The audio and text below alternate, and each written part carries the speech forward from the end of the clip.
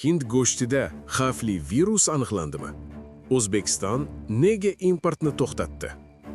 Bu xabarni jiddiy qabul qiling. Gap oddiy savdo haqida emas, gap inson salomatligi haqida. So'nggi kunlarda jamoatchilik e'tiborini tortgan muhim qaror qabul qilindi. O'zbekiston Hindistondan hayvonlar va parrandalar importini vaqtincha to'xtatdi. Sabab halokatli Nipah virusi bilan bog'liq xavf. Bu qaror tasodifiy emas va u ortida jiddiy xavotirlar bor. Nima bo'ldi? Qaror qayerdan chiqdi? Rasmiy ma'lumotlarga ko'ra, Hindistonda Nipah virusi bilan bog'liq vaziyat yana keskinlashgan.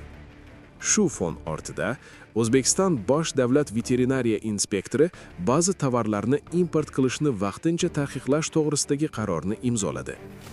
Qarorga ko'ra, Hindistondan tirik hayvonlar, parrandalar, hayvonlardan olinadigan ayrim mahsulotlar importi vaqtincha to'xtatildi. Bu profilaktik chora, ya'ni oldini olish uchun qilingan qadam. Nipah virusi nima o'zi? Nega u shunchalik xavfli? Nipah bu oddiy virus emas. U o'ta xavfli zoonoz infeksiya hisoblanadi, ya'ni hayvonlardan odamga yuqishi mumkin. Bu virus bilan kasallanish holatlarida yuqori harorat, bosh og'rig'i, hushdan ketish, miya yallig'lanishi, og'ir holatlarda esa o'lim kuzatiladi. Eng xavotirlisi, Nipah virusining o'lim ko'rsatkichi juda yuqori. Ayrim epidemiologik ma'lumotlarga ko'ra, bu virus bilan kasallanganlarning 40-70% vafot etgan holatlar bor. Shu sababli Jahon Sog'liqni saqlash tashkiloti Nipah virusini eng xavfli infeksiyalar ro'yxatiga kiritgan. Virus qanday yuqadi? Go'sht orqali ham yuqishi mumkinmi? Mutaxassislar aniq aytadi. Nipah virusi asosan kasallangan hayvonlar, biologik suyuqliklar, yetarlicha tekshirilmagan hayvon mahsulotlari orqali tarqalishi mumkin. Aynan shu sababli veterinariya nazorati hal qiluvchi ahamiyatga ega. O'zbekiston tomoni ham aynan shu xavfni inobatga olib, importni vaqtincha to'xtatgan.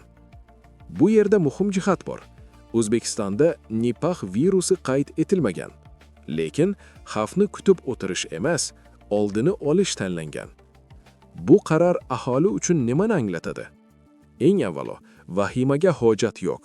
Rasmiy manbalarga ko'ra, O'zbekistonda epidemiologik vaziyat barqaror. Ichki bozordagi go'sht mahsulotlari veterinariya nazoratidan o'tmoqda.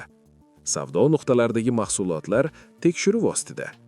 Ya'ni, hozirgi paytda ichki bozor uchun xavf yo'q, lekin ehtiyotkorlik zarur. Mutaxassislar aholiga quyidagilarni tavsiya qilmoqda. Kelib chiqishi noma'lum go'sht mahsulotlarini xarid qilmaslik, mahsulotlarni yetarlicha pishirib iste'mol qilish, noqonuniy savdodan saqlanish, shubhali holatlarda tegishli idoralarga murojaat qilish. Nega aynan Hindiston?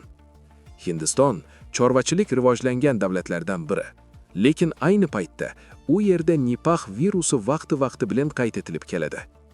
So'nggi yillarda Hindistonda bu virus bilan bog'liq bir necha og'ir holatlar qayd etilgan. Shu sababli ko'plab davlatlar Hindistondan keladigan hayvon mahsulotlariga alohida nazorat o'rnatgan. O'zbekiston ham xalqaro tajribaga tayangan holda shu yo'lni tanladi. Import qachongacha to'xtatiladi? Bu ham muhim savol. Rasmiylarga ko'ra, taqiq vaqtinchalik.